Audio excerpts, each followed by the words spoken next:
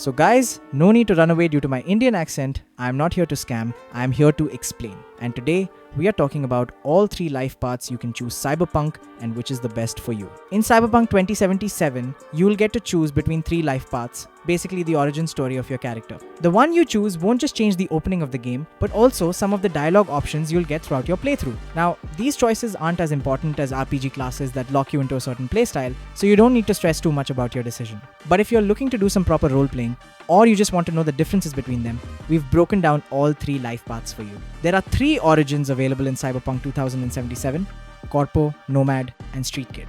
Each one comes with its own opening mission and gives your V a different background. All 3 paths connect to the main story within about the first hour of gameplay, so you don't have to worry about getting a completely different storyline depending on your choice. But it's worth understanding all 3 characters before you pick any one of them. First one, Corpo. As a Corpo, you're already deeply connected to the massive mega corporations that run and in many ways own Night City. This life path starts with V as an agent of Arasaka.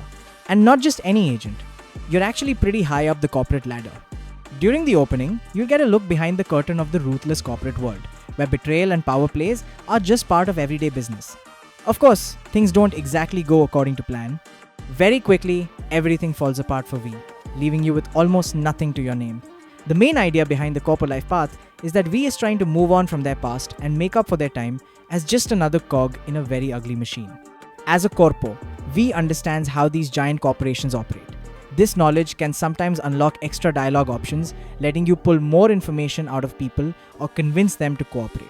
When dealing with companies like Militech, you'll often know exactly what to say and how to get what you want. After all, you're used to being the person giving orders, not taking them. Because of that, you'll see Corpo-specific dialogue options appear fairly often throughout the game. The downside is that you might not be quite as comfortable dealing with Nomad clans or the various street gangs of Night City. Next one is Nomad. If you spend most of your real-life days complaining about uptight city people, this is probably the life path for you. Nomad is the only origin that starts you outside of Night City. Instead, you begin out in the Badlands, in the desert, after having separated from your clan and trying to start fresh in the big city ahead. Nomads are basically the closest thing Cyberpunk has to a Mad Max style lifestyle, so vehicles play a big role here. Choosing this path means you'll even get some car-focused action before you properly reach Night City. Life in the Badlands is all about sticking to your own rules and principles, whether they're morally right or not, rather than betraying the people around you. So if you want to roleplay someone loyal to their group and their values, Nomad V fits perfectly. When it comes to dialogue, Nomad options become especially useful later in the story when you're back out in the Badlands.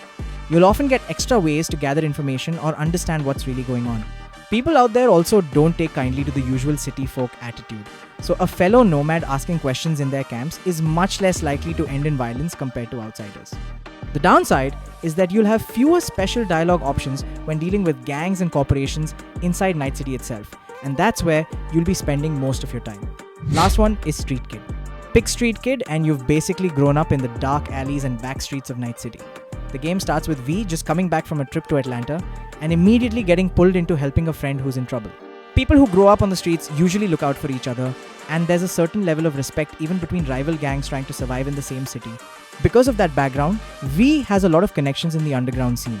You'll be able to deal with different gangs without them immediately treating you like an outsider or some rich kid walking in blind. Yeah, we're looking at you, Corpo types. Gangs show up a lot in the early game, so you'll often get dialogue options that let you talk your way out of situations instead of jumping straight into violence, if that's how you want to play it. However, when you're dealing with the bigger corporations, you might feel a bit out of your depth in conversations, since that's not really your world. So yeah, now you've got a pretty good idea of which life path might suit you best. Pick your character wisely, and you already know what to do next. You need to subscribe. I'm hoping you guys will subscribe, like, comment, share, and do anything that can support my channel.